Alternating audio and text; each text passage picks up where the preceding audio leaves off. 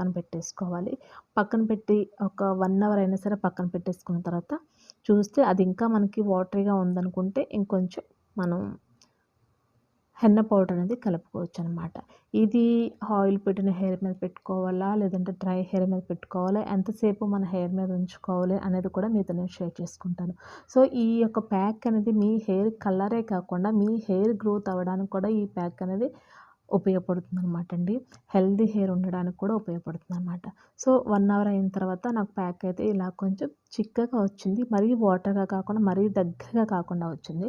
ఈ యొక్క కన్సిస్టెన్సీలో ఉంటే సరిపోతుంది. ఇప్పుడొచ్చేసి హెయిర్‌కి అప్లై చేసేసుకుందాం. సో, నేనొచ్చేసి డ్రై హెయిర్ మీదే. సో, మీరు కూడా డ్రై హెయిర్ మీదే పెట్టుకోండి. ఎందుకంటే హెడ్ బాత్ చేసేసిన నెక్స్ట్ డే మాత్రం ఈ ప్యాక్ అనేది అప్లై చేసుకోవాలి. సో, ఇలాగ జుట్టు కుదుళ్ళ నుంచి చివరి వరకు పెట్టుకోండి.